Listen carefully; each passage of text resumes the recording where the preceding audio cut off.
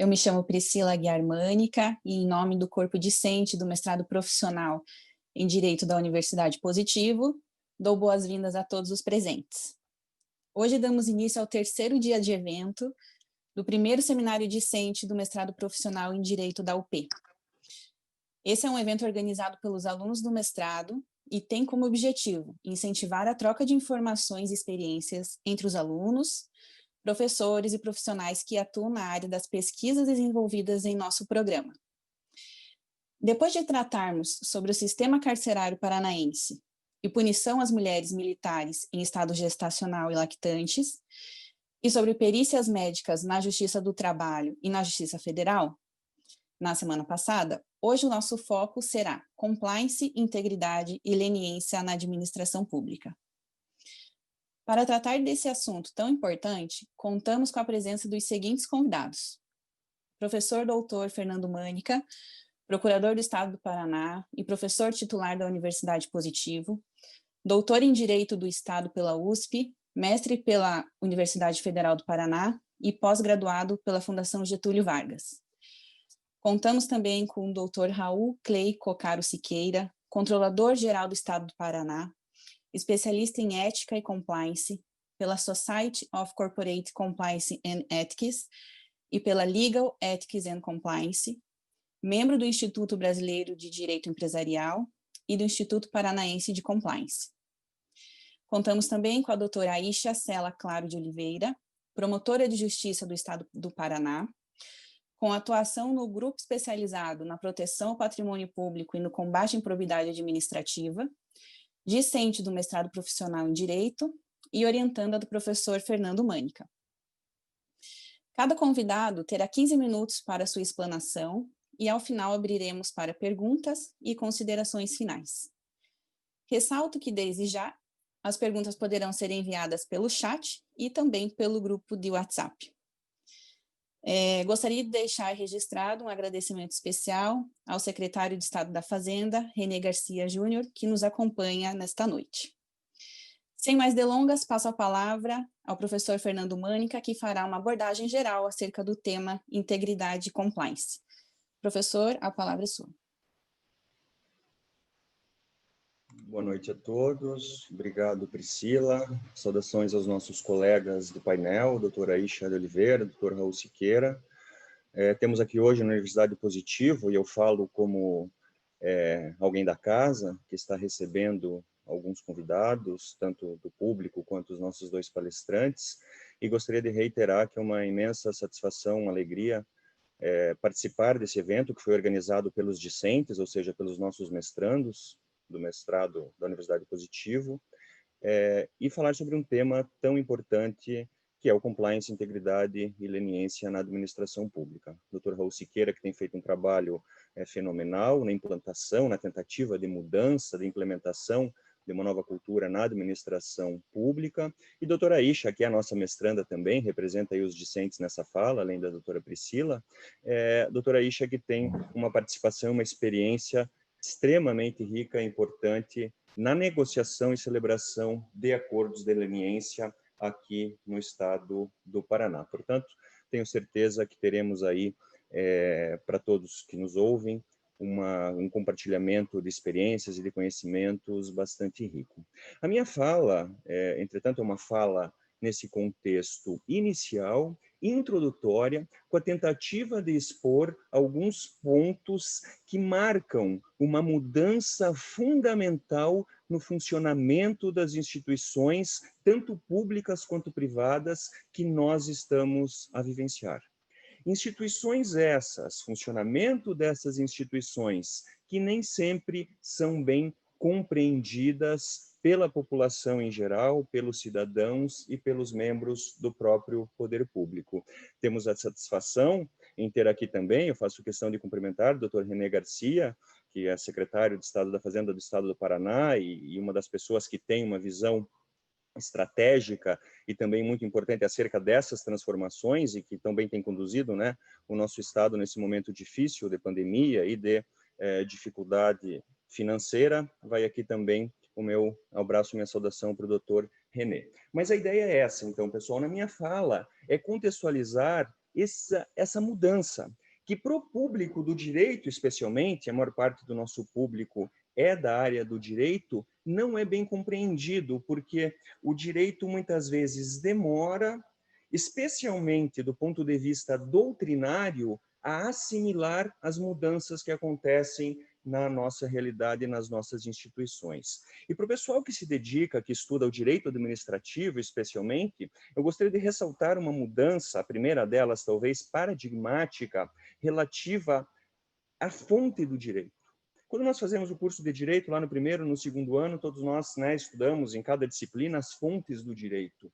E no direito público, especialmente, o direito administrativo, mais do que todos, ele teve como fonte primária, ou pelo menos como fonte mais importante, durante aí todos os anos que vieram, e até alguns anos antes da Constituição de 88, mas todos os anos que vieram pós-Constituição de 88, a fonte foi a doutrina.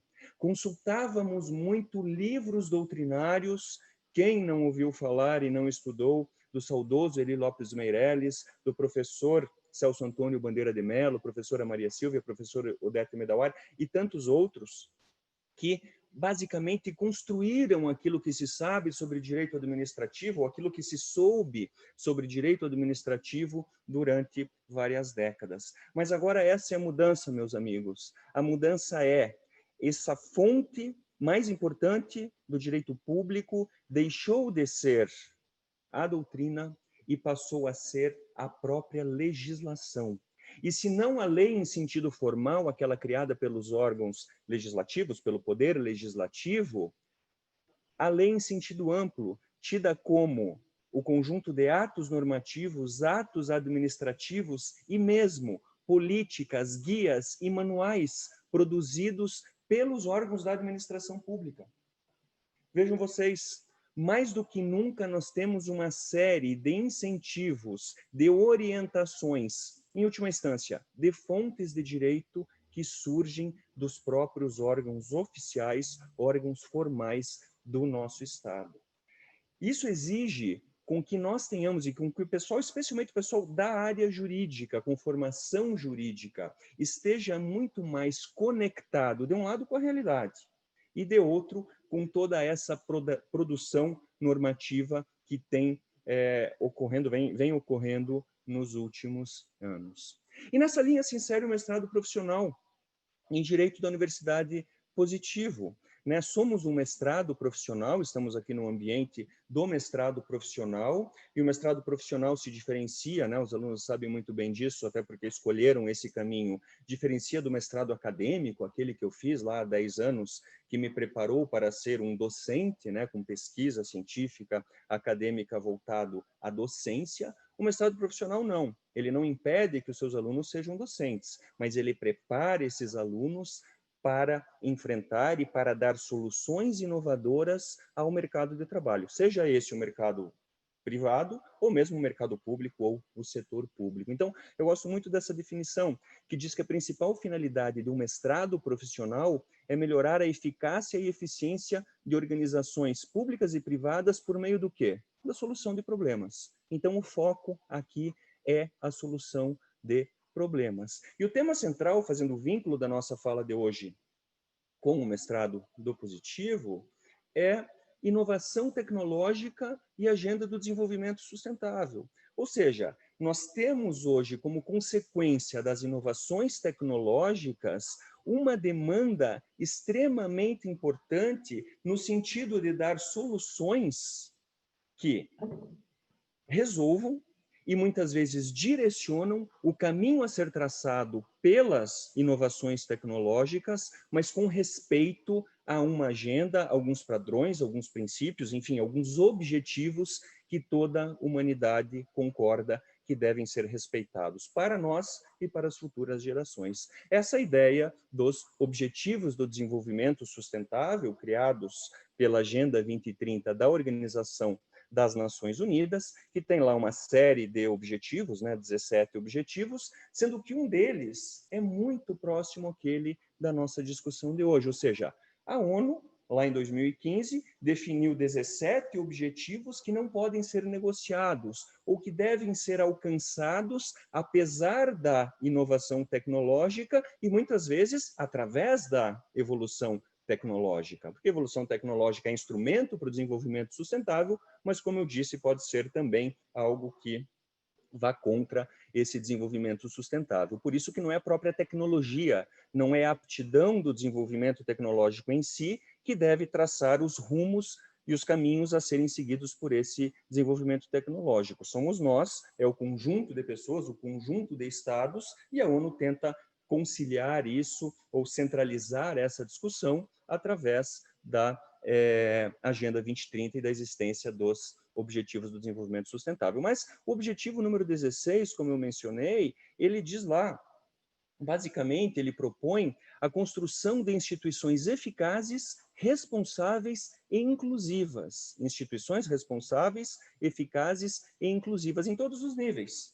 Em todos os níveis, em todos os estados, seja na esfera pública, seja na esfera privada, de modo a que a sociedade possa funcionar de modo seguro e com uma visão de futuro. E dentro desse objetivo número 16, quem não conhece, por favor, pode digitar aí ou ver daqui a pouco, né? ODS tem vários sites, inclusive oficiais da própria ONU, que trazem qual é a listagem desses objetivos, né? Eles têm sido, na verdade, bastante discutidos, felizmente, pela nossa sociedade, aqui no estado do Paraná especialmente, mas a meta 16.5, dentro desse grande objetivo número 16, é reduzir substancialmente a corrupção e o suborno em todas as suas formas. E a meta 16.6, desenvolver instituições eficazes, responsáveis e transparentes em todos os níveis. Então, nós temos criado e desenvolvido o nosso mestrado profissional, as nossas pesquisas, e tentamos, na medida do possível, eu imagino que todos vocês, encaminhar os nossos trabalhos de modo a respeitar, observar a concretização desses objetivos do desenvolvimento sustentável. Na Universidade Positiva, a gente tem algumas pesquisas que já deram frutos, né, já estão dando frutos, pelo menos, como, por exemplo, uma pesquisa coordenada pelo professor Eduardo Faria, em parceria com o Facebook, que está avaliando a influência, né, a importância, mais do que tudo a influência negativa, né, das fake news no processo eleitoral. A partir também de um projeto de pesquisa da universidade, coordenado por mim, foi lançado, quem tiver curiosidade pode ver, um portal chamado Portal das OS, portaldasOS.com.br, que tem como objetivo, isso não existe em lugar nenhum da internet, nem em nenhum outro lugar físico, a reunião de todas as organizações sociais, entidades do terceiro setor qualificadas como organizações sociais, que gerenciam estruturas públicas. Então, esse é um modelo de ajuste, né, que ganha a mídia sempre, todas as vezes em que há algum escândalo de corrupção, tema da nossa discussão de hoje, mas que também há experiências muito bem-sucedidas, muito valiosas, e mais de 1.300, acreditem vocês, 1.300 estruturas públicas, hospitais, UPAs, UBSs, museus, teatros, são gerenciados por organizações sociais. Então, nesse portal, o objetivo dele é dar transparência a esse modelo. Estão lá todas as estruturas públicas gerenciadas, por quem são gerenciadas, qual é o OS, qual é o endereço, onde mais essa OS gerencia estruturas, quem são os dirigentes, os contratos, os aditivos, os regulamentos, tudo lá para quem quiser consultar, órgãos de controle, pesquisadores, curiosos, usuários, enfim, para a gente ter isso centralizado. Ou seja, a gente tem que conseguir conciliar o uso da tecnologia a favor do desenvolvimento sustentável, de modo a que essa tecnologia nos traga mais benefícios, mais vantagens do que desafios, como, por exemplo, e também tema relacionado ao estudo, foco de estudo do nosso mestrado, aquilo que aconteceu na semana passada, não é? Que até agora não foi resolvido, não acompanhei as notícias de hoje, em relação ao sequestro de dados, não é? Do Superior Tribunal de Justiça. Então, muito do que enfrentamos hoje e vamos enfrentar na sequência passa pela tecnologia, passa por um mecanismo, um instrumento aí que todos nós conhecemos como internet. Essa migração da vida real, que toda ela se transformou de modo muito rápido e exponencial. Isso vai continuar acontecendo e cada vez mais rápido. Para dentro dessa telinha aqui, nós precisamos conhecer, saber incorporar e entender, especialmente no mundo jurídico, que essa é uma mudança definitiva, uma mudança rápida e que as fontes naturais do direito hoje se transformaram. Com isso, antes de fazer a segunda parte da minha fala, uma breve introdução específica ao tema que os nossos expositores mencionarão, é importante destacar que isso não significa, e cuidado com isso, especialmente o pessoal mais jovem, estou vendo alguns alunos de graduação, também uma satisfação vê-los aqui, sem fazer com que nós deixemos de reconhecer a importância, o valor e a necessidade do estudo, do conhecimento e do respeito àqueles que vieram antes de nós. Vejo muitas vezes, infelizmente, pessoas mais jovens com uma ideia, uma perspectiva falsa de que não há necessidade de estudarmos os clássicos, a história, os fundamentos, o surgimento das instituições que temos hoje. Então, fica aqui também uma ressalva a tudo isso que eu estou dizendo, porque compreendermos essa realidade, nos aprofundarmos na sua formação, é sim essencial para termos a rapidez necessária para darmos as soluções, soluções essas que muitas vezes vêm dos próprios atos normativos, da regulamentação, dos guidelines, dos frameworks produzidos por entidades públicas ou por entidades privadas. Dito isso, meus amigos, eu gostaria de mencionar, fazer um panorama bem breve também, em geral, mais especificamente acerca do compliance, da integridade e dos acordos de leniência. Né, os alunos de governança, risco e compliance da graduação, a gente já está, né, na fase final da nossa disciplina, a gente já discutiu, ou pelo menos expôs virtualmente esse tema, mas o fato é que nós temos um marco no Brasil que fez com que esse tema ganhasse força no ambiente brasileiro, que é a Lei Anticorrupção Empresarial, né? 2846 de 2013 é uma lei que, na verdade, ela coroa um processo de expansão internacional do compliance, do combate transnacional à corrupção, processo esse que teve um início próximo na década de 70 nos Estados Unidos com a FCPA, né, um momento em que nos Estados Unidos se descobriu que havia corrupção no cenário internacional, um momento lá na década de 70 se descobriu que essa corrupção era tida por muitos como legítima, legal e natural e ordinária, de acordo com as teorias econômicas, né, que buscam justificar a corrupção frente à administração pública, e um movimento que, a partir da FCPA, se espraiou no âmbito internacional, através de uma série de tratados, alguns deles, especialmente o da OCDE, exigindo que países internalizassem suas próprias leis contra a corrupção internacional, ou contra atos lesivos à administração pública estrangeira, e isso acabou sendo coroado, ou acabou desfechando com a Lei Anticorrupção de 2013. E essa Lei Anticorrupção, ela não exige que as empresas adotem programas de compliance e integridade. Ela sugere, ela premia, ela traz aquilo que nós chamamos de soft law, ou de atividade de fomento da administração pública, ou seja, empresas que tiverem, aí especialmente na regulamentação dessa lei, né, no decreto 8420 de 2015, ele detalha um pouco mais como isso vai acontecer, mas empresas que têm programas de integridade ou programas de compliance vão ter lá sua multa abaixada, diminuída em até 4%, caso tenham cometido atos de corrupção e caso sejam questionadas em relação a esses atos. Portanto, o que a Lei Anticorrupção faz no que concerne à integridade, aos programas de compliance, é mais do que tudo colaborar na difusão desses programas, mas o que as empresas fazem quando adotam um programa de compliance não é buscar ter uma hipótese de diminuição de multa, é evitar que a corrupção ocorra. E isso é muito importante, né? Ao criar a responsabilidade objetiva das empresas em relação a atos de corrupção, o poder público transfere a elas o dever de evitar que esses atos aconteçam. E evitar que esses atos aconteçam é o objetivo final dos programas de integridade. E daí isso se transferir ou ser incorporado também pela administração pública foi uma sequência natural. Ou seja, se funciona no âmbito privado, por que não trazermos, com todos os desafios que isso traz, para a administração pública, vinculada e disciplinada por um regime jurídico administrativo de direito público, né, basicamente constitucionalizado, ou quase que integralmente constitucionalizado, foi um desafio que começou lá nos anos 2015, 2016, com o decreto, com portarias, especialmente a CGU, né, análogo à CGE aqui no âmbito federal, trazendo aí orientações e atos normativos para essa incorporação. E o programa de compliance, já terminando, Priscila, ele tem como principal objetivo, como eu disse, evitar, detectar que eventuais desvios, evitar que eventuais desvios aconteçam, detectar caso eles tenham ocorrido e ter uma resposta rápida no caso de que eles tenham sido ocorridos e tenham sido detectados. Mas envolve mais do que tudo uma mudança de cultura.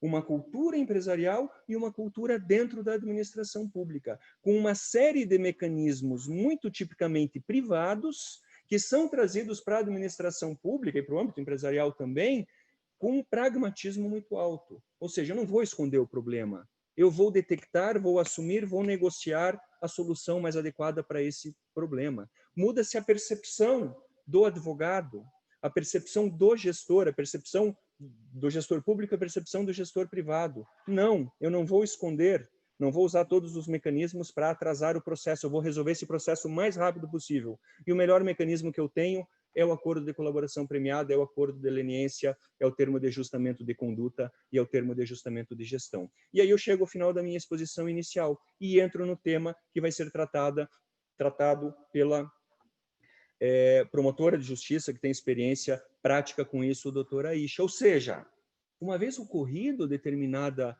ilegalidade, irregularidade, ato eventualmente de corrupção, ato lesivo à administração pública, a própria empresa, a própria administração pública apura, verifica, reconhece, paga sua multa, restitui o dano caso tenha ele sido causado, efetivamente, à administração pública, denuncia eventuais outras pessoas que participaram desse ato e toca a sua vida. O processo, e eu termino aqui, é o que de pior pode acontecer para uma empresa, para uma pessoa física, para uma pessoa jurídica, para a própria administração pública. O próprio processo judicial, seja uma ação de improbidade, seja uma ação de responsabilização, uma ação criminal, em si tem um custo, muitas vezes, muito maior do que a condenação lá no final. Sem contar que é possível que haja absolvição ou condenação parcial. Então, a tentativa de evitar os danos, evitar atos lesivos, evitar desvios, e caso eles ocorram, haja mecanismos para que eles sejam desfeitos, remediados, negociados, também é um instrumento, um mecanismo previsto pela própria lei anticorrupção empresarial, especialmente falando aqui do acordo de leniência. Mas o acordo de leniência entra nesse ambiente também novo, também recente, também imprescindível de solução de problemas gerados por atos eventualmente lesivos que não foram detectados e evitados por um programa de compliance. Então, esse é o contexto, pessoal, que eu gostaria de traçar para vocês, passando a palavra agora e devolvendo a palavra, na verdade, para a doutora Priscila, para que ela passe a palavra para os nossos expositores, esses sim, que vão dar aí o relato deles e compartilhar um pouco da experiência concreta de ambos, um especificamente na implantação de um programa de compliance na administração pública e outro na negociação e celebração de acordos de leniência. Muito obrigado. Muito obrigada, professor Fernando, pela excelente explanação. E agora passo a palavra ao Dr. Raul Clay Cocaro Siqueira, que falará a respeito da implantação do Programa de Integridade Compliance no estado do Paraná. Dr. Raul, o senhor está com a palavra.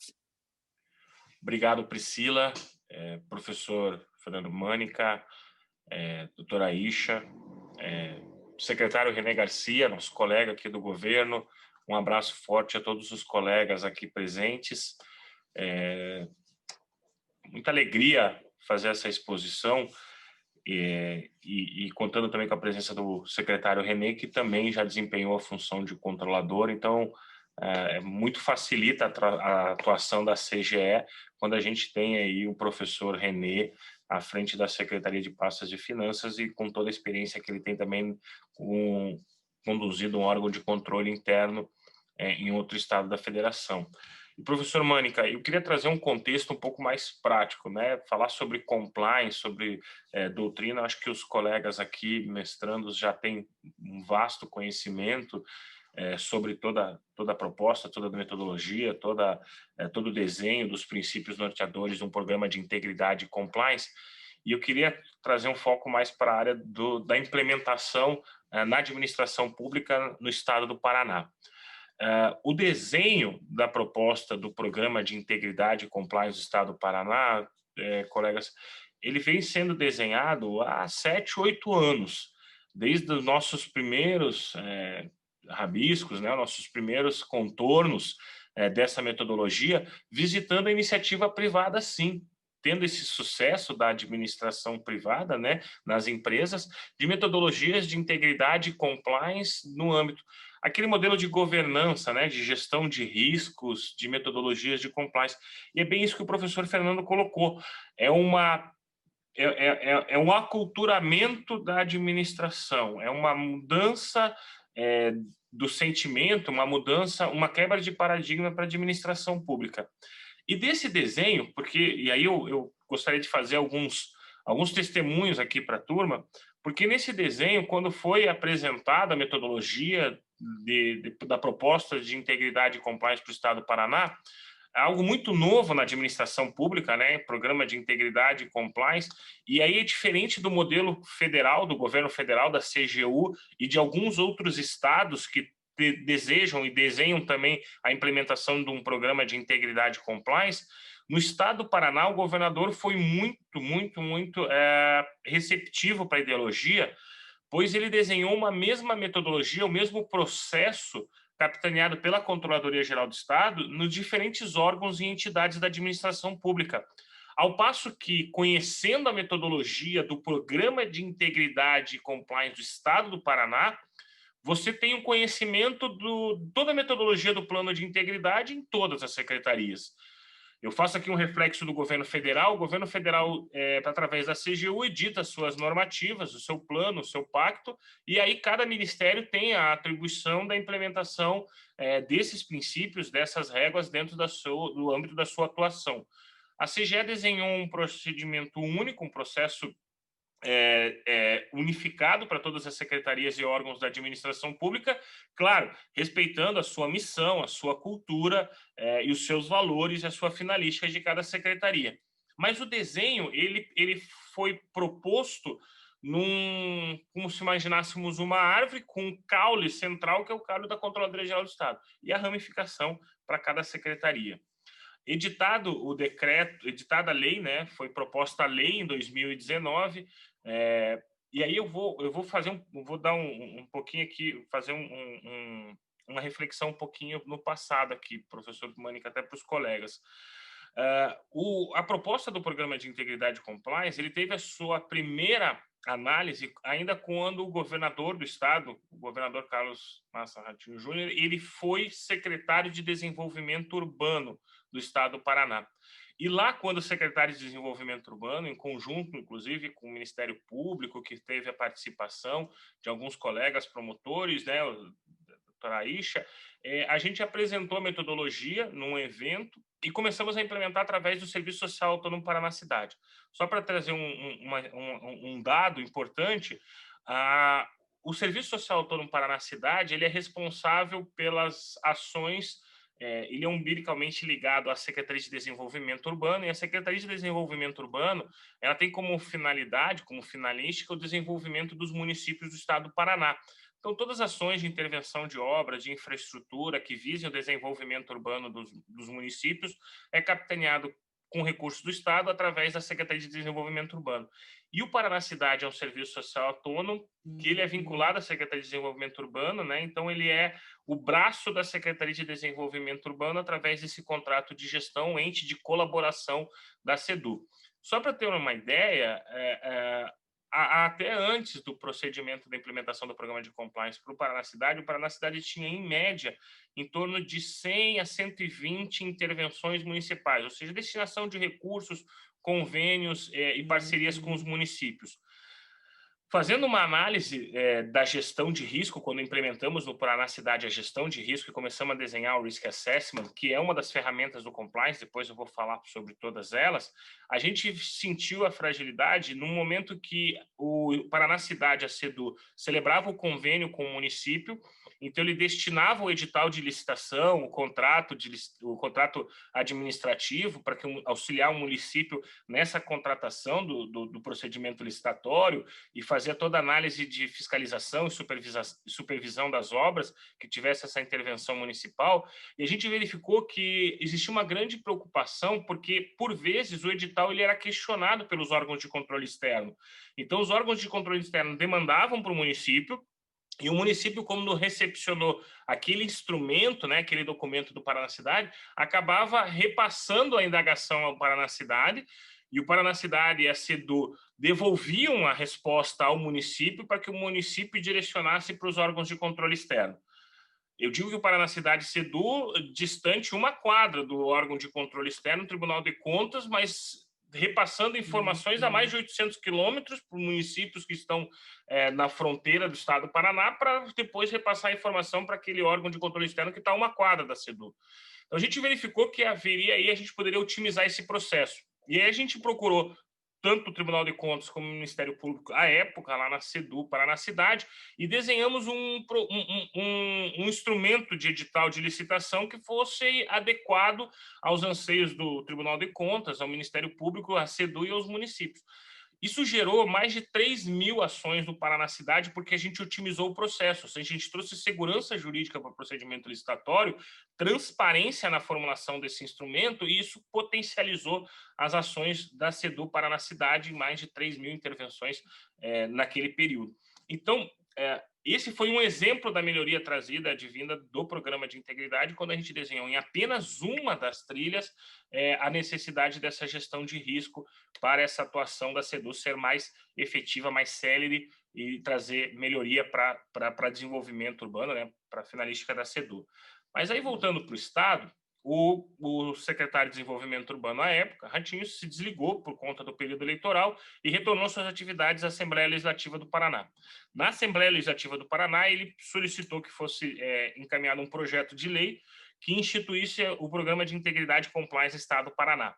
Esse projeto de lei foi encaminhado para a Assembleia, né, foi proposto um projeto de lei, mas com a assunção ao cargo de governador, ele foi arquivado, e aí o governador do Estado, assumindo a gestão em 2019, encaminhou o projeto de lei, e aí foi filtrado, colegas, desse projeto de lei, a metodologia, o procedimento, a regulamentação, ela foi filtrada dessa legislação para que a gente não trouxesse engessamento da metodologia do Programa de Integridade e Compliance. Então, tornou-se a Lei 19.857, 2019, a Lei Estadual 19.857, 2019, que institui o Programa de Integridade e Compliance no âmbito da administração pública estadual, respeitando, repiso, no parágrafo único, toda a autonomia das empresas estatais, porque já a primeira legislação federal que trouxe o nome compliance foi a Lei 13.303, que é o Estatuto Jurídico das Empresas Estatais. Então, a 13.303 ela foi excluída.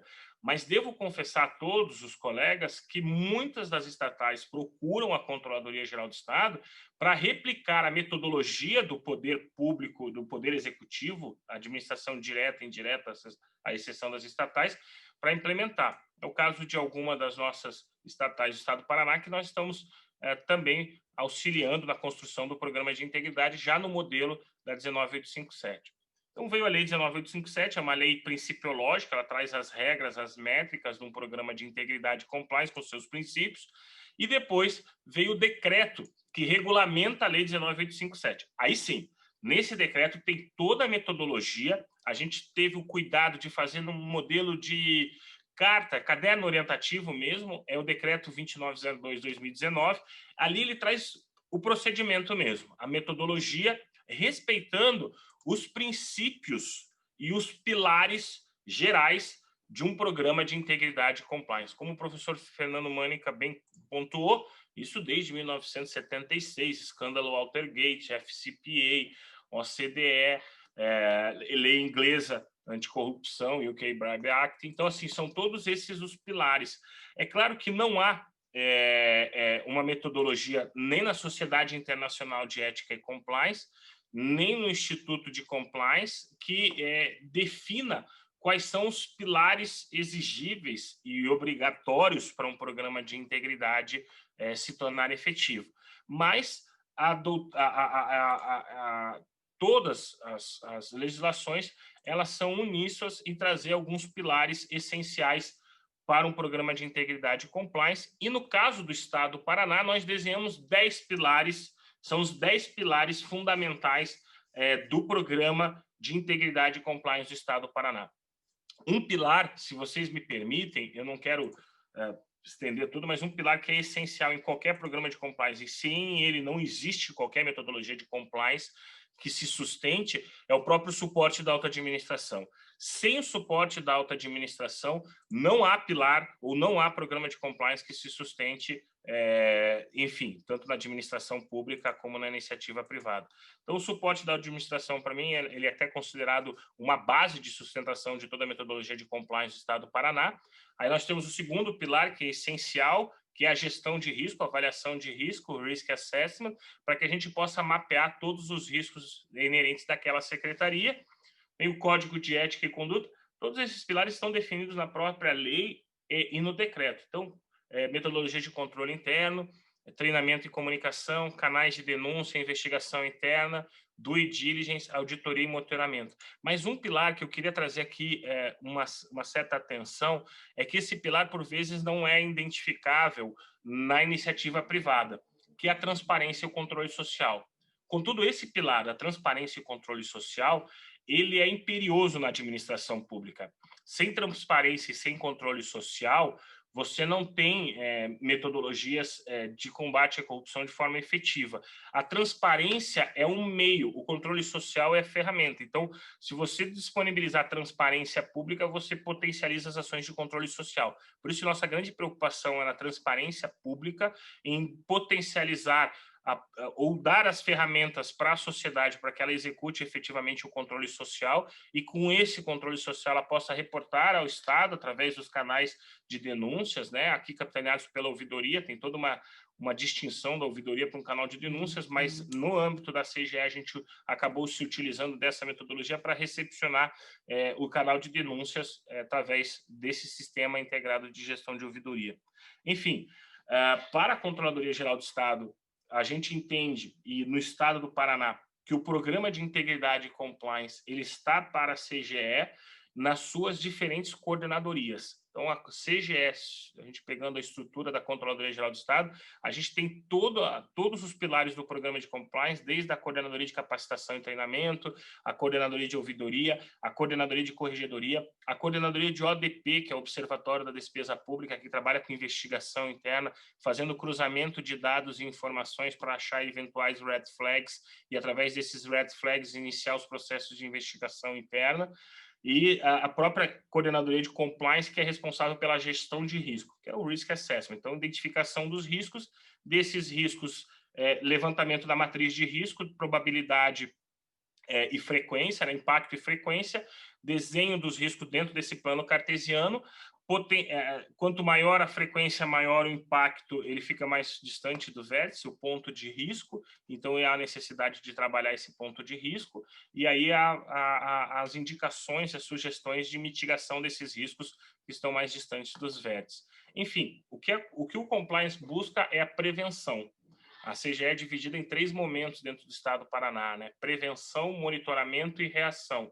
Quanto mais a gente estiver trabalhando na reação, mais a gente tem que visitar a prevenção, porque o fato realmente é você ser diligente, você agir de forma preventiva para que você não tenha uma demanda muito grande na reação, que a reação daí o fato já se consumou, irregularidade já se perpetuou, e aí a gente tem toda essa dificuldade. Então, o programa de compliance hoje está dentro da Controladoria Geral do Estado. Falando da sua implementação, ainda estamos implementando em muitas secretarias, iniciaremos agora o desenho das Big Four, que é a Secretaria da Fazenda, né, secretário Renan, vamos iniciar aí, a Secretaria de Segurança Pública, a Secretaria de Saúde e Secretaria de Educação, são as Big Four, são as maiores secretarias, a gente já tem um dashboard no site da CGE, quais as secretarias e órgãos que nós já visitamos, já conseguimos destinar nosso plano de integridade, tem o acompanhamento do plano de integridade de todas essas secretarias, e a proposta é essa, né, professor Fernando? Você identificar os riscos, propor metodologias de mitigação desses riscos e ter o follow-up, ou seja, no próximo ano, nova análise de risco, novo desenho do plano de integridade, novo compromisso do secretário da alta administração em se comprometer com aqueles riscos e adotar aquelas medidas sugeridas de mitigação dos riscos, para que esses riscos não existam no próximo follow-up, ou seja, no próximo reteste, e a gente possa se identificar novos riscos ou trabalhar aqueles outros riscos. A gente sabe que, falando aqui de forma bem prática, né, em algumas secretarias que nós já visitamos, a gente teve, enfim, foi mapeado uma centena de riscos. É claro que esses riscos a gente não pode definir que o secretário ou a alta administração é responsável por todas aquelas centenas de riscos, então a gente trabalha num filtro de 35 a 40 riscos do plano de integridade, primeira versão. Esses riscos são mitigados e depois tem o follow-up, ou seja, novo reteste, a gente vai identificar novos riscos ou vamos manter aquele escopo daqueles riscos, mais um plano de integridade para que um ano o secretário possa atender a mitigação desses riscos. Então, o processo constante, turma, não há um assodamento para que a gente mitigue todos os riscos mapeados. Então, a gente tem essa preocupação e muito também a gente sabe que o processo ele é constante, é como se colocasse um trem em movimento, né? Uma locomotiva em movimento. Então, agora não para. Foi essa a intenção do governador, por isso que a proposta do Estado do Paraná é através de uma lei estadual, ou seja, uma lei ordinária, então vai ser mantido mesmo o programa de integridade e o decreto que traz a metodologia de mitigação dos riscos. Enfim, o Programa de Integridade do Estado do Paraná hoje é uma realidade, é a referência nacional.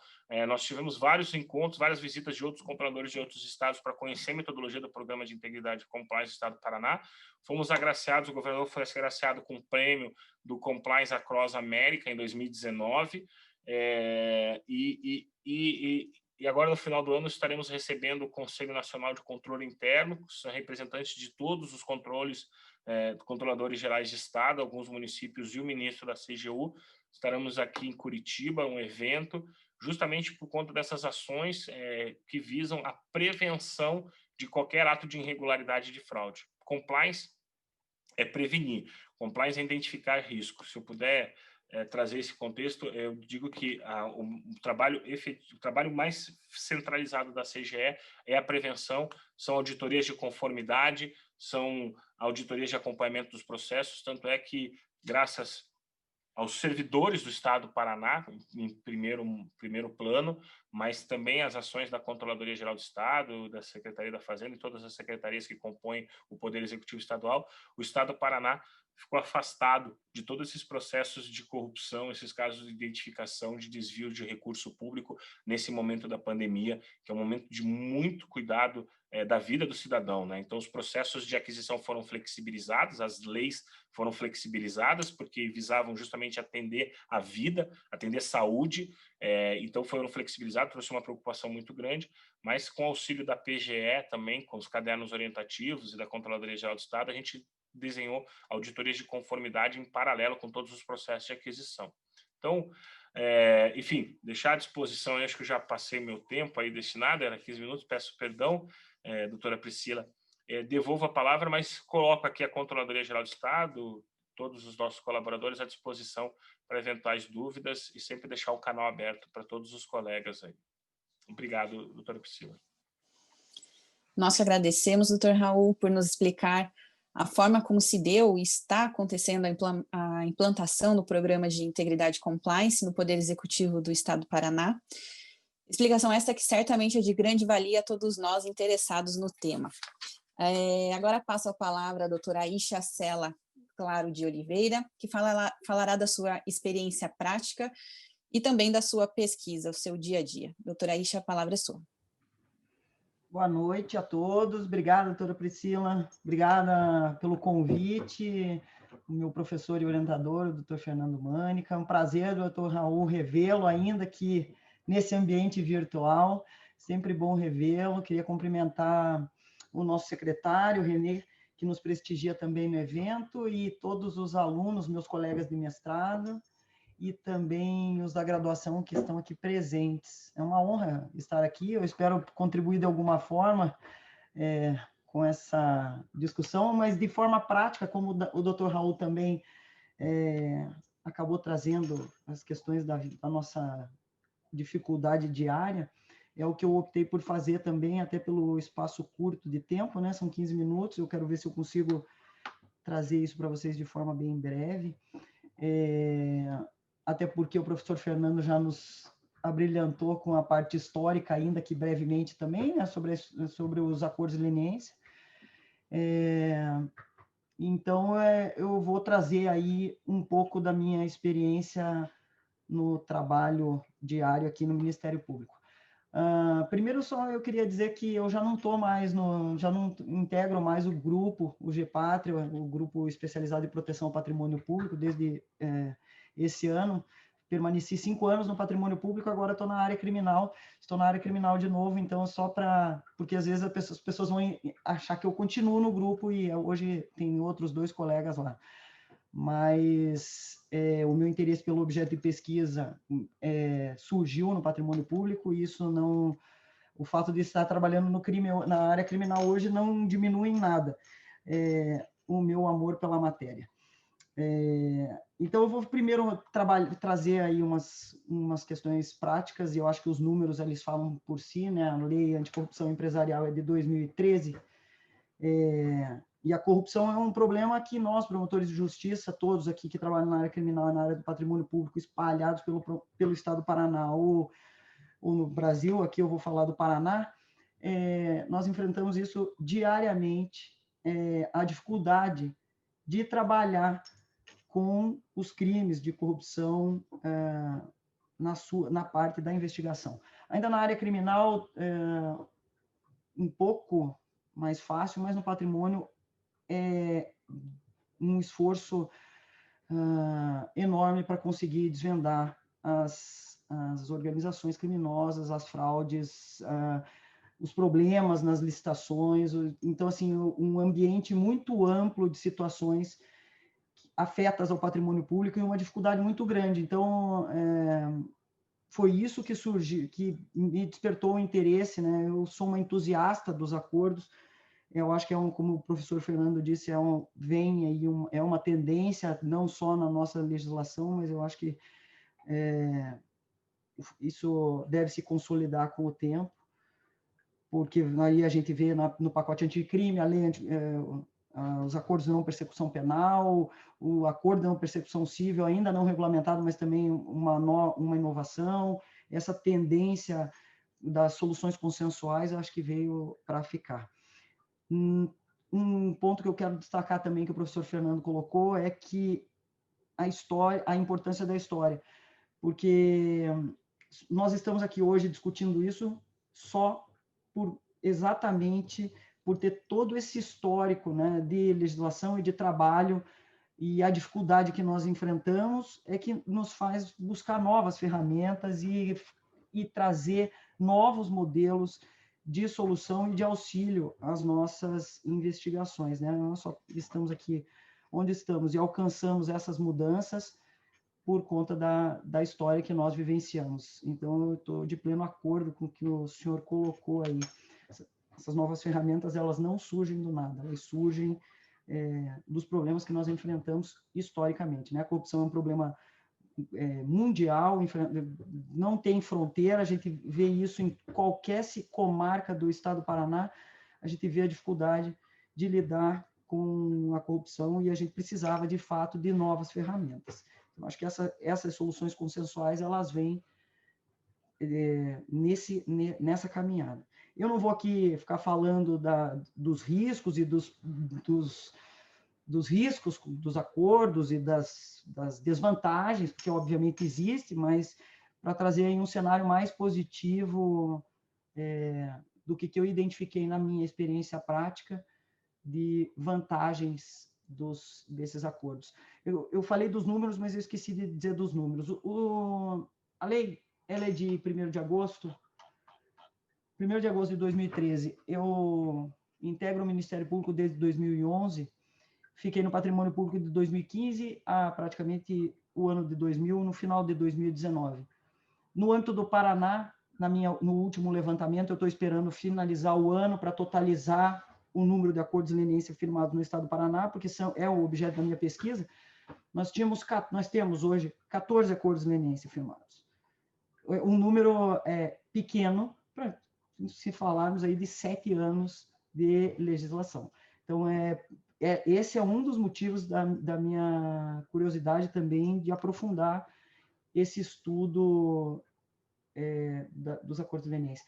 A CGU, que o professor Fernando citou, eu estive lá também, desde a publicação da lei, o último levantamento que eu fiz, foram 93 acordos firmados. É a instituição, o órgão que mais firmou acordo de leniência no país, é a CGU, quem tem aí detém essa maior expertise, mas mesmo assim são 93 acordos em nível nacional há poucos meses atrás.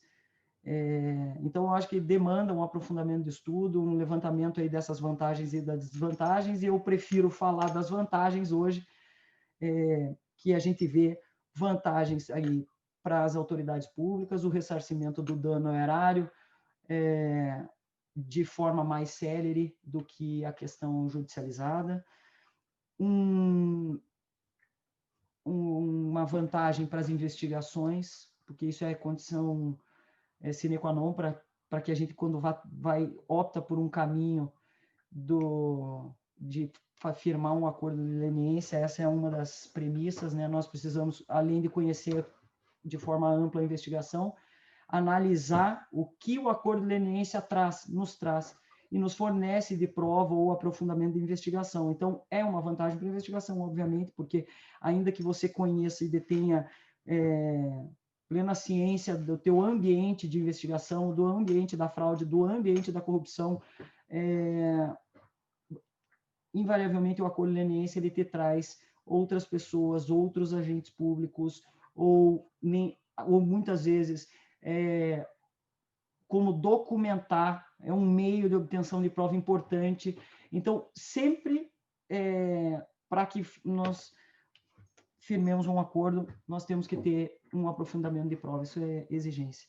Então, não deixa de ser uma das vantagens que a gente pode elencar. O professor Fernando já falou, mas é uma vantagem para a pessoa jurídica, que continua a sua atividade, que continua mantendo o seu funcionamento e proporcionando os empregos, a manutenção dos empregos, né, dos vínculos empregatícios.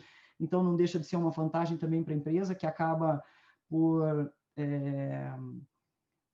continuar com a sua atividade sem esse prejuízo quando a questão é judicializada, com eventual indisponibilidade de bens, bloqueio de valores, enfim,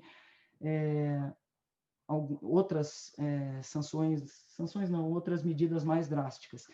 Então, não deixa de ser também vantajoso para os infratores. A gente vê que tem muitas pessoas que, quando se envolvem nessas situações, têm interesse de solucionar a situação de forma mais célere e ficar afastado de eventual judicialização da questão. Então, não deixa de ser também vantajoso para os agentes, as pessoas jurídicas, né, e seus prepostos sócios ou quem vale, que eles também têm benefícios, né, com o acordo. Os acordos, eles são basicamente uma negociação, então, vantagem para todos os lados, né, ou pelo menos vantagens e concessões de ambos os lados. E para a sociedade também, para o nosso judiciário, e para a sociedade como um todo, né? A questão da judicialização já se mostrou ineficiente em muitas das situações. A gente chega a ter ações civis públicas que ficam anos pendente de recebimento da inicial, enfim, não por problema no judiciário, nem por problema do autor da demanda, mas às vezes são inúmeros réus, dificuldade de localização das pessoas. Então, são vários fatores que fazem com que essas demandas demorem a ter um termo final com trânsito em julgado, efetivamente. Então, essa é uma dificuldade. Então, a solução consensual vem também para trazer um outro olhar para essas situações. O foco, como o professor Fernando também já colocou, está sempre ligado à solução de problemas, é um novo olhar para a solução de problemas. E são problemas graves e problemas de difícil detecção. São crimes ou ilícitos civis, no caso aqui do patrimônio, né? As improbidades administrativas ou os atos mesmo de anticorrupção praticados por empresas e seus prepostos são de difícil detecção às vezes. Então, as nossas investigações, elas, com os acordos, elas tendem a ter um aprofundamento e uma qualidade melhor de prova. A gente busca aqui... outra vantagem que eu também agora pensei, assim, você acaba priorizando, quando você trabalha com os acordos, você acaba priorizando situações que são de maior repercussão, de maior gravidade, de maior complexidade, você consegue trabalhar com essas questões de forma muito mais profunda a nível de prova, né?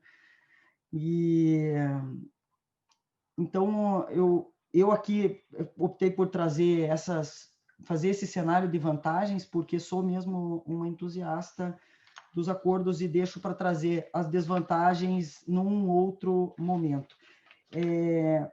Para falar um pouco da prática, vou tentar aqui rapidamente falar um pouquinho do nosso trabalho, né? Preocupação com a procedimentalização da proposta, tomar cuidado sempre com o maior ambiente de segurança possível, de transparência na formalização e na procedimentalização dessas propostas, avaliar sempre esse aprofundamento das investigações e a relevância das provas, conhecer de forma profunda a investigação, sempre antes de sentar numa mesa de negociação, a gente sempre tem essa preocupação. A empresa, quando senta conosco para negociar, o empresário, o próprio advogado, porque o que eu falo muito do promotor, o advogado também vivencia do outro lado, participa disso, né? Os outros colegitimados, aqui o Dr. Raul é testemunha também, porque já tivemos um trabalho conjunto. O ambiente de segurança e de transparência é fundamental. Há uma relação de confiança nesse ambiente de negociação que não pode ser quebrado. E, se quebrado, o acordo não chega a bom termo. Então, há uma preocupação muito grande com isso no nosso trabalho. A presença do advogado é sempre, sempre, sempre indispensável. Não se negocia nada sem a presença do advogado, pelo menos aqui, né? Eu estou falando da minha experiência no GEPATRI, na Promotoria do Patrimônio Público, mas acredito que isso seja a regra em todas as outras promotorias. Tudo gravado em áudio e vídeo. Nós estamos hoje numa época que está tudo acontecendo por videoconferência, mas há também uma preocupação de ter isso muito bem documentado, conversas oitivas, tudo de forma gravada em áudio e vídeo, para que essas negociações sejam sempre claras para ambas as partes.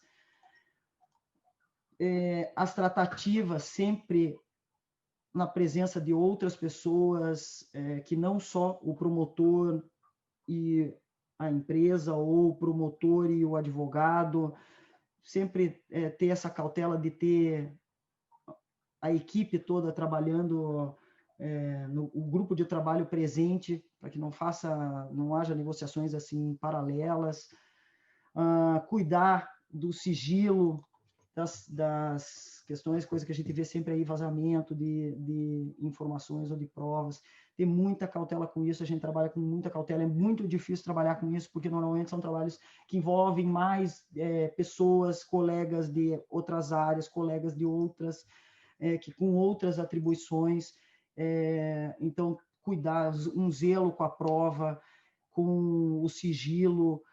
Se o acordo, nós não conseguimos chegar a um bom termo, as provas e os elementos que nós colhemos sempre são devolvidos e não são utilizados de forma nenhuma aqui pelo Ministério Público, se nós não conseguimos concluir. É uma dificuldade, as mesas de negociação são extensas, não adianta achar que pelo fato de ser uma solução consensual, a discussão é fácil, ela nunca é fácil. O doutor Raul participou disso já com a gente, sabe da dificuldade, essas concessões e que nós fazemos de ambos os lados, o empresário, o advogado, o promotor, são discussões e tratativas sempre muito delicadas. Para entrar na área do Dr. Raul aí do compliance, ele sabe também, é uma outra coisa, uma preocupação muito grande com as cláusulas dos nossos acordos. A gente tem aqui para deixar muito detalhado a obrigação de cada uma das partes intervenientes, qual é a obrigação do Ministério Público, qual é a obrigação da Procuradoria-Geral do Estado quando colegitimada e participa conosco, porque nós tivemos já um trabalho também que quase conseguimos finalizar com a participação da Procuradoria-Geral do Estado. Isso não aconteceu ainda, mas eu espero que aconteça em breve. Da CGE, qual é o papel da CGE, qual é o compromisso que a CGE assume nos acordos, a empresa detalhar de forma mais específica possível quais são as suas obrigações.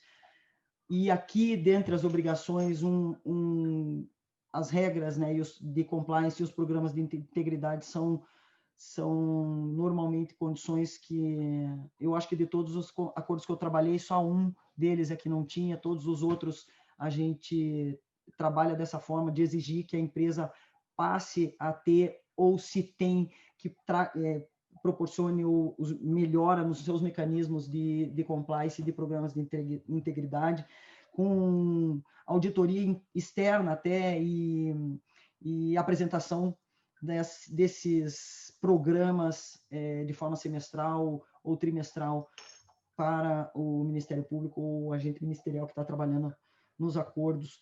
A preocupação com as garantias de cumprimento desses acordos é outro fator de preocupação também, que a gente sempre acha que é simples, né? A empresa vai lá, fizemos um acordo, a garantia é simples. Não é simples, às vezes não é simples. A gente já teve também tratativas difíceis com relação às garantias, então tem que ter bastante cautela com isso também quando a gente trabalha com os acordos de leniência.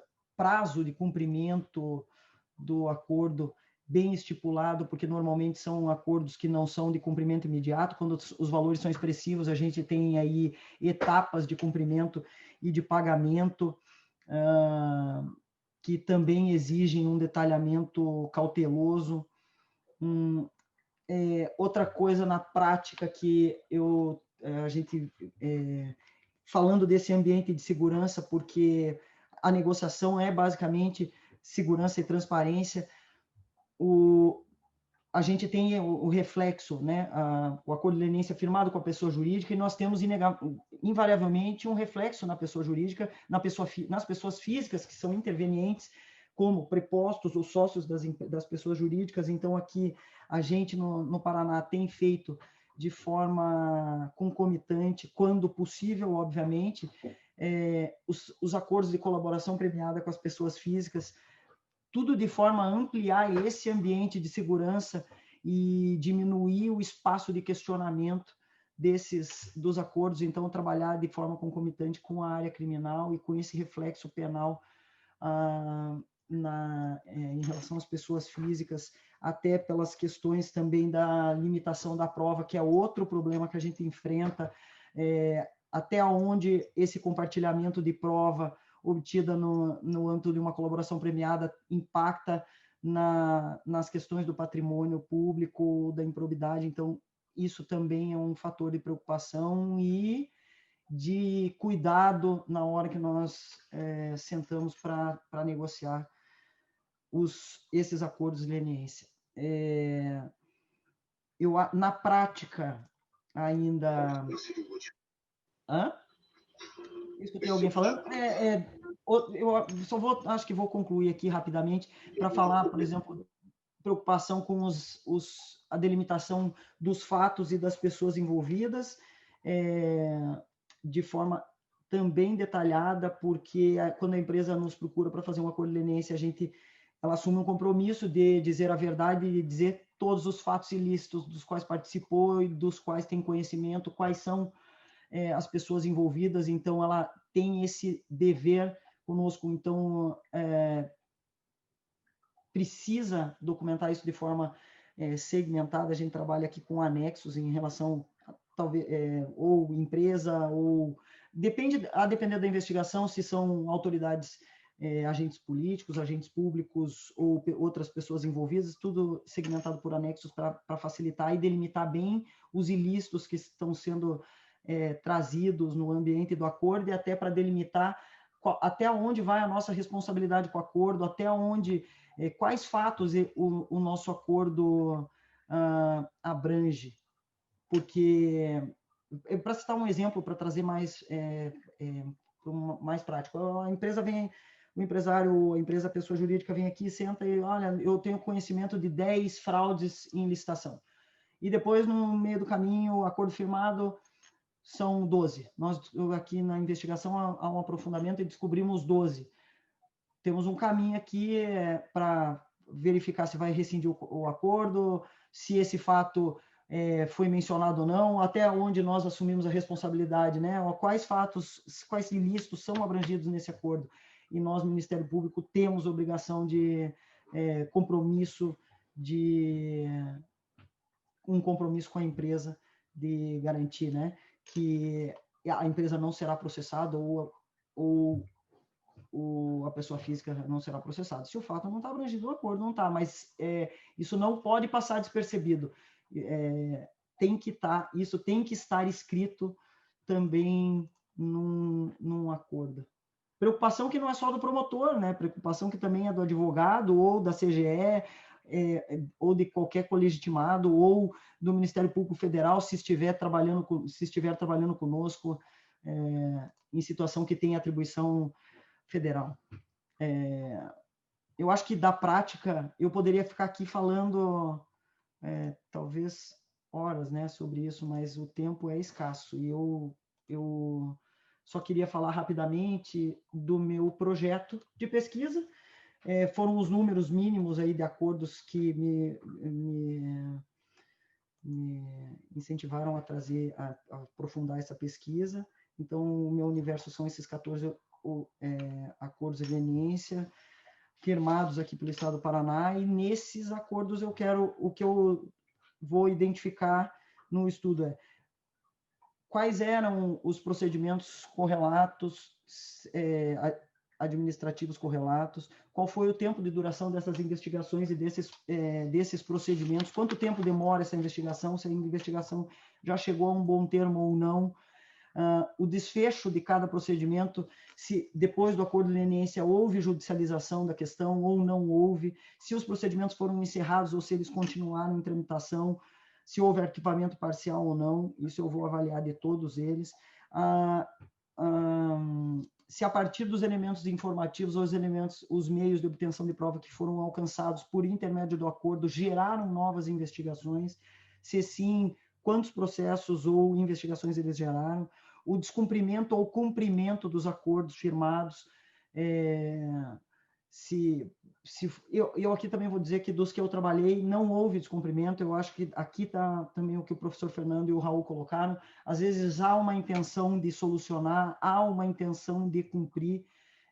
A gente vê Então, eu não tive aqui na minha experiência profissional nenhuma situação de descumprimento por hora nos acordos que foram firmados. Eu vou avaliar também na pesquisa o prazo estipulado para o ressarcimento integral do dano, o valor do ressarcimento integral do dano total nesses acordos de leniência firmados no âmbito do Estado do Paraná, a inserção dessas cláusulas de obrigatoriedade, né, de programas de compliance ou programas de integridade, de auditoria interna.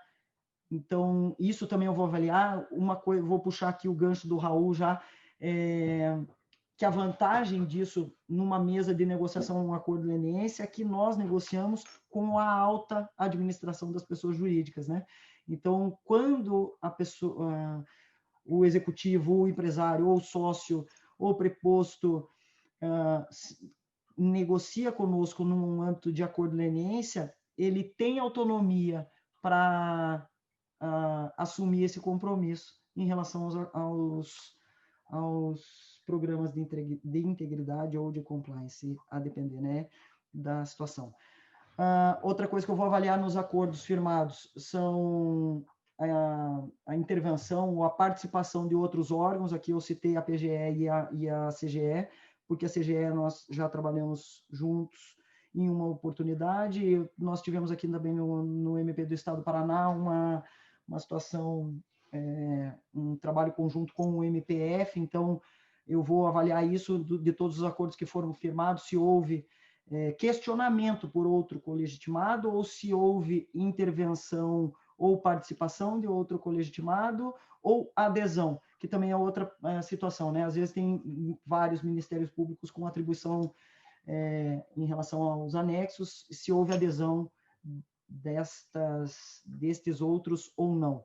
E aí vou avaliar se foram firmados acordos de colaboração premiada de forma concomitante com os signatários ou não da leniência, nessas pessoas físicas que acabam participando do acordo de leniência enquanto representantes das pessoas jurídicas.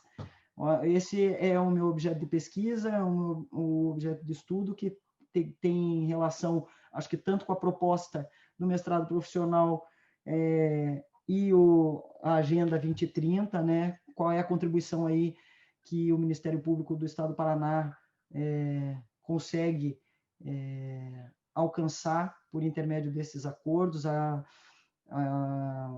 efetividade desses acordos, os efeitos jurídicos, enfim, que esses acordos têm trazido aqui no âmbito do Estado. Eu acho que é isso, professor. Não sei se eu deixei de falar mais alguma coisa que o senhor tinha em mente, ou a doutora Priscila, ou o doutor Raul. Eu estou à disposição de vocês para trabalharmos sobre esses acordos. Então, eu vou seguir estudando e espero chegar a um bom resultado nessa pesquisa. Obrigado mais uma vez pelo convite, viu? E desculpa a correria, porque é muita coisa para falar em 15 minutos. Imagina, doutora Aisha, nós que agradecemos a sua experiência, compartilhar conosco nossa experiência do seu dia a dia. Nós temos perguntas, mas antes de abrir efetivamente as perguntas, eu não poderia deixar, na verdade, de oportunizar a palavra ao secretário de Estado da Fazenda, René Garcia Júnior, que sempre nos abrilhanta com as suas experiências. Secretário René, o senhor gostaria de tecer algumas considerações? Minha querida Priscila, obrigado pelo convite aqui. Meu abraço aí ao Fernando, ao nosso Raul, que é esse rapaz maravilhoso, né? Espetacular. A doutora Aisha, que ela traz no nome uma das mulheres mais importantes da civilização, da história da humanidade. É o nome da chamada a mãe do Islã, né? A última esposa do profeta, né? Mas, olha, eu gostei muito de ouvir, muito instrutivo, muito esclarecedor. Mas eu queria, assim, já que nós estamos num ambiente acadêmico, eu gostaria de trazer, viu, Raul, um tema para reflexão, que é o seguinte: quando o setor público incorpora o conceito de matriz de risco, ele está trazendo toda uma questão de uma distribuição de probabilidade, variância, de risco, que não é inerente à forma de conduzir a administração pública. Porque quando você fala de risco no setor privado, existe um risco específico da atividade, um risco sistêmico, que de alguma forma está interligado. Tanto é que todos esses conceitos, né, eles, em tese, seriam passíveis de uma precificação ao mercado, criando uma apólice de seguro para mitigar esses riscos, né? De forma que você poderia ter uma visão integrada e haveria supervisão externa de uma seguradora, de um agente segurador, para tentar criar sistemáticas de minimização desses riscos, à medida que eles são riscos, não incerteza, né? Eles têm uma probabilidade conhecida. Quando o setor público traz para si, ele comete uma certa dificuldade, porque a sistematicidade ela só é possível em carteiras. Então, a gente teria que ter, na verdade, um grande mecanismo nacional para a coordenação disso. Acho que aí, nesse caso, a CGU deveria funcionar como grande clearing desses riscos, né? Na medida em que ela poderia compatibilizar as experiências de outros estados. Mas há uma coisa, quando eu fui presidente da SUSEP, eu estudei o assunto bastante e levei a alguns fóruns, né, a questão da possibilidade do DNO para o servidor público, para o ente público, ou seja, de um seguro de responsabilidade civil para as práticas.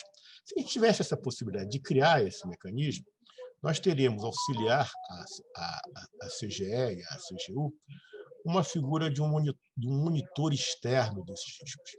Por quê? Porque à medida em que as práticas não fossem, né, sendo obedecidas e que a percepção de risco em determinados procedimentos estaria aumentando, o seguro aumentaria. Por isso do seguro aumentaria, e com isso você cria um mecanismo endógeno de solução do problema. Claro, no direito brasileiro é impossível criar essa figura, porque não haveria, né? Mas é uma falha. Os tribunais de contas deveriam estudar o tema, porque seria um mecanismo auxiliar, porque, normalmente, o melhor avaliador de risco para situações desse tipo, caracterizada, é o mercado, porque ele está ali para poder, de alguma forma, identificar o que é prática saudável, o que não é. Então, no serviço público, eu acho que é muito difícil a gente criar assim, no início, uma cultura de mitigação de risco, justamente porque não é muito claro o que é risco. Qual é o risco da atividade? Ou seja, todo mundo tem medo do seguinte, de responder ao Tribunal de Contas, de responder ao Ministério Público, mas esses são os riscos, como disse, riscos conhecidos, né? Não são conhecidos as formas de própria atuação do agente público, a questão, né, de muitas vezes, né, as administrações de alguma forma são sabotadas pelos agentes internos, na tentativa de mudar o ambiente. Então, eu queria, assim, acho que esse é um tema, claro, do ponto de vista acadêmico, que é puro diletantismo, né? Que seria interessante a gente tentar, junto, até consigo trazer as seguradoras, para discutir o tema. Ou seja, como é possível, né, criar situações de mitigação de risco dentro do serviço público a partir de uma ótica de mercado. Ou seja, como que o mercado segurador, no caso, poderia colaborar para criar situações de monitoramento desses riscos, dessas atividades, ao mesmo tempo sem ficar como um sinalizador de eventuais situações, né, potencial adversidade para o gestor público. Porque imagina o seguinte, no fundo, o seguinte, Raul, doutor Acha, a situação é tão complexa que se a gente levar a termo mesmo todas as possibilidades de penalização de um agente público, dificilmente nós teremos a possibilidade de atrair pessoas qualificadas. Por quê? Porque alguém que olha para aquela atividade, você tem que ter uma experiência enorme de lidar com a situação de adversidade, vai ter uma dificuldade enorme de entender esse mercado, de entender essa atividade, de se posicionar. Por quê? Porque são situações de uma tanta vulnerabilidade e de tanta, às vezes, subjetividade por parte do agente de controle externo que geram uma situação de extrema angústia. Então, era esse o ponto. Acho que parabéns, foi excelente, foi uma oportunidade. Eu estou fazendo angústia porque eu fui presidente de alguns organismos internacionais onde se discutia muito isso, né? Como é que você pode trazer o mercado segurador para auxiliar dentro da ótica pública, que é a mesma coisa que em alguns países do mundo, os estados não têm balanço, né? Balanços são auditados por agentes externos, o que acaba contribuindo para que você tenha um sistema de monitoramento também precificado ao mercado. Tá? Obrigado aí, Priscila, acho que Fernando, Raul, acho que foi muito esclarecedor e eu espero que nossos alunos, né, tenham, de alguma forma, né, tocado o coração para esse tema. Obrigado, tá, Priscila? Eu que agradeço, secretário, as suas palavras. Passo a palavra ao Dr. Raul, caso queira tecer algumas considerações e também fazer a abordagem final, pois o Dr. Raul tem mais um evento agora à noite, né?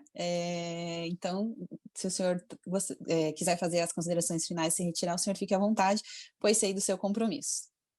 Perfeito, Priscila. Obrigado, doutora Priscila. Obrigado, doutor Fernando, doutor Renê, professor Renê, né? Professor aí nosso aqui no grupo secretário, sempre nos passando uma visão muito adequada da administração pública, a doutora Isha, qual tenho profundo respeito e admiração. O primeiro acordo de leniência do Poder Executivo Estadual do Estado do Paraná foi desenhado, capitaneado pela doutora Isha, foi muito exitoso para o Estado do Paraná, é um modelo para nós, aqui da CGE.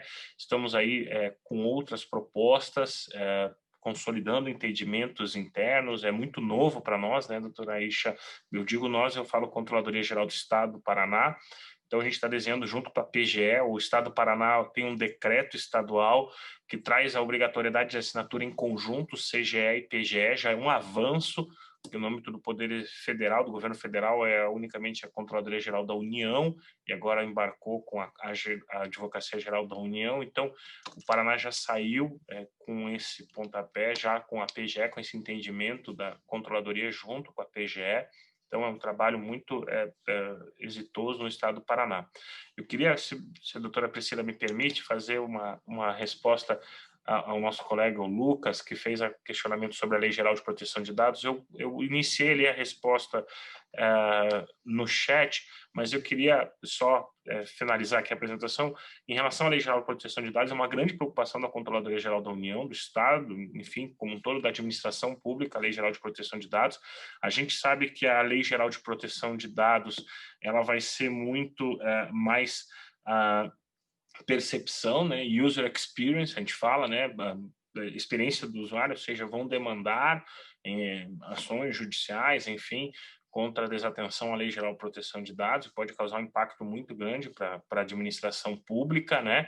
A gente entende que talvez a autoridade nacional ela não terá braço para operar toda a Lei Geral de Proteção de Dados, então ela vai ser mais de user experience, a Lei Geral de Proteção de Dados, mas o Estado do Paraná já editou uma cartilha da Controladoria Geral do Estado do Paraná sobre a Lei Geral de Proteção de Dados, para colocar todo mundo na mesma página, e nós desenhamos um decreto do governador que vai regulamentar no âmbito do Poder Executivo Estadual as diretrizes da Lei Geral de Proteção de Dados. A Controladoria Geral do Estado não poderia ser a Controladora Geral dos Dados do Estado do Paraná, porque são sistemas, N sistemas do Estado do Paraná. Então, o desenho que a gente está propondo para a administração pública é que cada autoridade, cada agente público da mais alta hierarquia seja o controlador dos dados dos seus sistemas, os sistemas que estiverem embarcados dentro da Controladoria Geral do Estado, o controlador dos dados é o Controlador Geral do Estado, mas assim, de forma desassociada para cada órgão e entidade, mas a definição da metodologia, o mapeamento dos sistemas, o mapeamento dos dados vai ser capitaneado pelo DPO, a ser designado pela autoridade, o agente público do mais alto grau hierárquico. Então, cada secretário, cada presidente, cada diretor vai designar o seu DPO, e o trabalho do agente de compliance, porque na metodologia do Programa de Integridade e Compliance da CGE, nós temos um agente de compliance em cada secretaria. É um servidor do Estado, agente de compliance, que ele é responsável pela capitanear esse processo de implementação do plano de integridade. Isso já está embarcado, a Lei Geral de Proteção de Dados já está embarcada na nossa matriz de risco do plano de integridade para atendimento ao mapeamento dos dados, depois justificativa do porquê que aqueles dados precisam estar naqueles sistemas.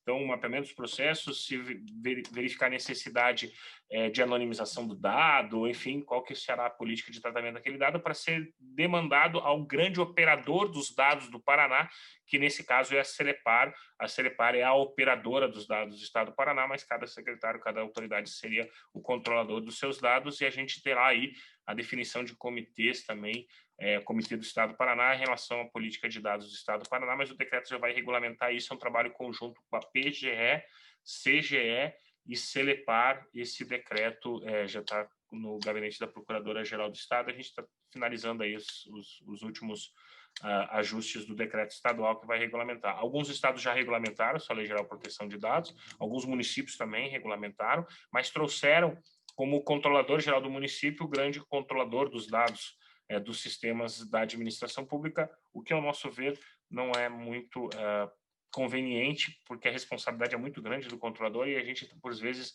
não tem acesso a todos os dados, nem a todos os sistemas ou todos os motivos da necessidade daqueles dados em relação aos sistemas que estão em outras secretarias. Nossa grande preocupação são secretarias sensíveis que possuem dados sensíveis, como saúde, educação, Secretaria de Justiça. Essa é a nossa grande atenção, nossa grande preocupação em relação a esses dados sensíveis que precisam ter todo o cuidado e toda a cautela necessária. Mas deixo aqui mais uma vez à disposição a CGE, o doutor Fernando, a doutora Isha, o secretário René, a todos os colegas aqui presentes, a doutora Priscila. Muito obrigado pelo convite. Eu tenho um outro evento lá que eu vou ter que me ausentar. Doutora Priscila, peço escusas a todos os colegas, mas mais uma vez eu deixo aqui a Controladoria Geral do Estado, enfim, toda a nossa alegria de poder participar com esse brilhante evento. Parabéns, doutora Priscila, parabéns, doutor Fernando, doutora Isha, muito obrigado por toda a sua acolhida, seu companheirismo. Tenho um profundo respeito pelo trabalho que a doutora Isha já desenvolve. E, secretário René, muito obrigado pelas aulas, secretário René. Sou um fãzaço seu. Obrigado, pessoal. Eu que agradeço, doutor Raul, e obrigado pelas elogiosas palavras. Obrigado. Bom evento. Obrigado. Em razão do adiantado da hora, passo a palavra à doutora Isha também para as suas considerações finais. Obrigada, doutora Priscila. Eu quero só agradecer e, da mesma forma, dizer que foi um prazer imenso estar aqui com vocês. Eu até peço desculpas porque eu falei meio rápido e muita informação para pouco tempo. Então, da mesma forma que o doutor Raul falou, eu também sigo à disposição. Quem me conhece aqui sabe, meu gabinete está sempre aberto. Professor e doutor Fernando sabe disso. Eu estou 100% disponível para qualquer pessoa que quiser trocar uma ideia, conversar ou quiser saber um pouco mais aí da minha pesquisa. Enfim, eu estou à disposição de todos vocês. Muito obrigada. Professor Fernando, a palavra é sua. Obrigado, Priscila. Como esperado, acho que a gente teve um contato importante com os desafios decorrentes dessa mudança paradigmática que estamos vivendo e o compromisso que traz desafios para o setor público. Não foi mencionado isso, mas na linha do que o professor René, o secretário René, que é professor nosso, alguns desafios que trazem situações inusitadas, como, por exemplo, o pessoal da disciplina Governança, Risco e Compliance, que está aqui, e os que estão certamente acompanham muito bem a disciplina, viram que a gente teve ação de improbidade administrativa da AGU contra a Odebrecht, em que quem contestou foi o MPF, né? Então, naquilo que a Isha mencionou do compromisso por um acordo de leniência em defender os próprios termos do acordo que dava... reconhecia, enfim, o cumprimento de todos os deveres decorrentes daquele ato ilícito. Então, nós temos uma série imensa de desafios, de situações novas e inusitadas decorrente desse compromisso que os agentes públicos ou a administração pública têm com o resultado. Eu sou servidor público também, né? Trabalho na Procuradoria-Geral do Estado. E muitas vezes a cultura, e falar em compliance, leniência, integridade, é uma mudança de cultura. Nós temos a cultura, ou pelo menos o costume, muitas vezes, de encaminhar ao Poder Judiciário os pedidos e atribuir à figura do juiz, que é essa figura quase que mítica, com todas as suas garantias e sem nenhum compromisso com as partes, o dever de solucionar um problema. E a leniência, a própria integridade, na verdade, é a assunção por parte dos agentes envolvidos, públicos e privados, da solução do problema e um compromisso deles com o resultado. Coisa que não existe no processo judicial, porque para o advogado é muito fácil. É uma atribuição mais cômoda para o advogado pleitear perante o juízo, argumentar e transferir a esse juízo o dever de tomar determinada decisão. Então, eu imagino que para o próprio Ministério Público, para os órgãos de controle em geral, haja uma dificuldade muito maior, uma responsabilidade muito maior em negociar uma determinada solução que vai ser efetivamente aquela implementada do que simplesmente remeter ao juízo. Isso é um ponto fundamental na formação e na percepção de cada um de nós que trabalhamos com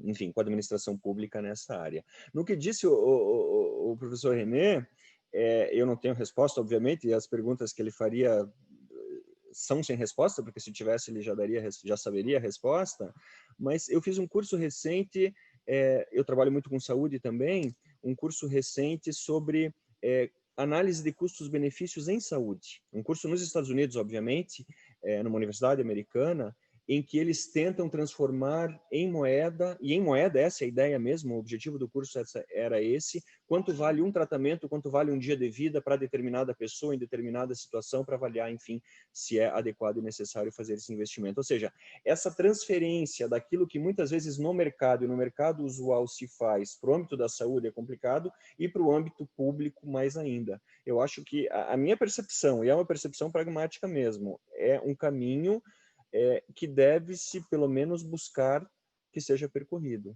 para que a gente consiga trazer, e o mercado do seguro no Brasil, em geral, né, pelo pouco que eu conheço, ele não é um grande mercado, ele teria uma capacidade, uma aptidão muito maior para crescimento no mercado brasileiro. Isso, imagino eu, que venha a acontecer. Mas são desafios, e essa questão, essa observação que ele fez, nada mais faz do que engrandece, pessoal, ainda que a gente não tenha uma resposta, engrandece essa mudança de percepção, essa viragem paradigmática que nós estamos vivenciando, e falar em viragem paradigmática parece academicismo, mas o academicismo é útil desde que ele consiga nos ajudar a explicar aquilo que estamos a tratar, a realidade trazida pelas novas tecnologias, a realidade trazida pela demanda através delas, e não ao contrário, fazermos com que os objetivos do milênio, enfim, nós e as próximas gerações possamos todos viver melhor, mas nos preocupando com aquilo que vamos fazer hoje. A gente vai desligar o computador agora, o que nós vamos fazer, com quem vamos falar, de que forma vamos tratar, no nosso comportamento interno e pessoal e nas nossas relações profissionais que todos nós tecemos. Eu fico feliz, agradeço a participação de todos, alunos do mestrado, da graduação, público externo, e praticamente todo mundo ficou aqui, ao secretário, doutor Raul, que já se ausentou para um outro evento, a doutora Isha, que tem feito um brilhante trabalho no Ministério Público, agora na área criminal, mas também na pesquisa do mestrado, que, como ela disse, vai trazer uma série de dados que a gente precisa conhecer e saber, né? Eu gosto muito daquela frase que diz que uma pessoa que não tem dados, ela tem meramente uma opinião, né? Hoje em dia, mais do que tudo, e vem nessa toada, termos as nossas opiniões amparadas em dados concretos, e eu, como professor, evito dar opinião sobre aquilo que eu não estudei, não conheço a fundo, vi da internet, vi no Twitter, vi no site da Globo, vocês não vão ver eu dando opinião sobre isso, caso eu não tenha estudado a fundo, não seja minha área de formação, não esteja estudado a fundo isso, porque o que a gente menos precisa é opinião infundada. Infelizmente, é o que a gente mais tem. Por pessoas que, inclusive, sabem muito sobre um assunto, resolvem opinar sobre outro. Eu prefiro não fazer isso e sugiro a todos nós, né, os alunos especialmente, que antes de opiniões, especialmente aquelas mais radicais que nós vemos muito por aí, tomem o cuidado de checar os dados para tecer opiniões fundamentadas que colaborem com o discurso. Muito obrigado a todos, obrigado, Priscila, pelo convite. É uma satisfação participar, espero vê-los em breve. Boa noite. Em nome da Universidade Positivo, agradeço aos palestrantes, ao professor Fernando, à doutora Isha, ao doutor Raul, ao secretário de Estado René Garcia Júnior, que tanto nos abrilhantaram com suas palestras e nos fazem sair desse evento com certeza muito mais interessados nos temas abordados. Gostaria também de agradecer a presença do promotor de justiça Ricardo Casseb Lois, que ficou conosco a noite toda nos acompanhando. Agradeço a todos que nos acompanharam de forma geral e também deixo o meu agradecimento aos organizadores do evento e deixo aqui o convite para o quarto e último dia de evento, que será amanhã, dia 10 de novembro, às 19 horas, e terá como tema os desafios das políticas públicas na realidade dos indígenas, que contará com a professora a doutora Maria Tereza Willy Gomes, com a doutora Carolina Santana e com as mestrandas Elisa Tica Ozawaga e Ana Cláudia de Batista Fernandes. Novamente agradeço a todos e desejo um excelente fim de noite. Muito obrigada e até logo.